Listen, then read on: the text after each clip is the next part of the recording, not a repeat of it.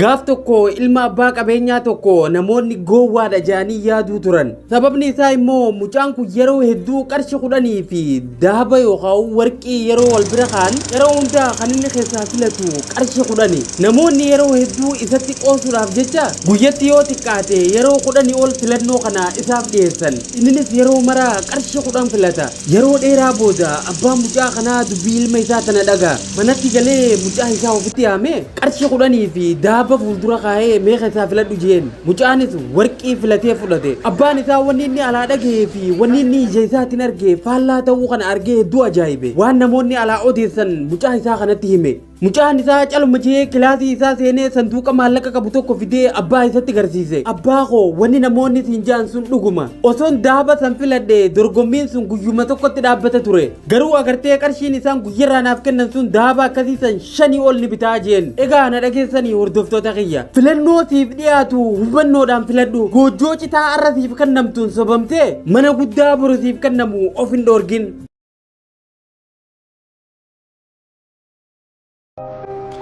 Gaafa daa'ima turre ol kaanee tarkaanfachuuf yeroo hedduu deddeebinee kufuu turre.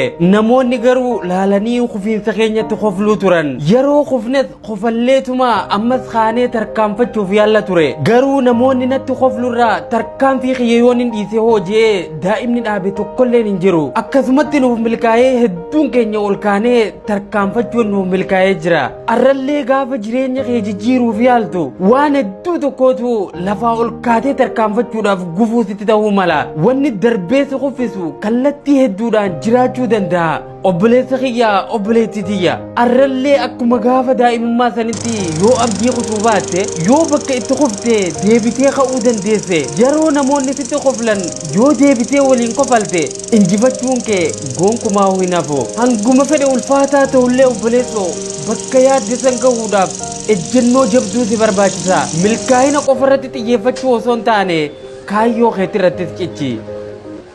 Uumama addunyaa tanarra jiru keessaa dhalli namaa hundarra dadhabaadha. Akka shimbirrootti bararuu hin danda'u. Akka guchitti fiigee waa hunda hin durtu. Akka naachatti bishaan daakuu fi akka qalametti muka fiixa bahuu hin danda'u. Ija akka allaatti samii keessaa waa lafatti arguu hin qabu. Qeensa fi ilkee jabaa akka qeerransaatis hin qabu. Ilmi namaa dadhabaa bookeen ciniintee ajjeeftudha. Ilmoo adurree takka jalaa fiigee bahuu hin danda'u. Garuu kennaa kana hundarra guddaa kan ilma namaatiif kenname tokkotu jira. Innis dandeettii sammuudhaan yaaduuti. Humna qaamaa xiqqaa qabaannullee humna sammuu guddaatu nuuf kenname. Wanni nama aarsu garuu kennaa guddaa nuuf kenname kanatti namoonni guutumaan guututti fayyadaman muraasa ta'uu isaati. Dandeettii rabbiin siif kenne kanatti yoo hin fayyadamne ati akka nama xiyya dhahuu hin beeyneeti. Namni xiyya dhahuu hin beeyne ofitti dhahaa jaan.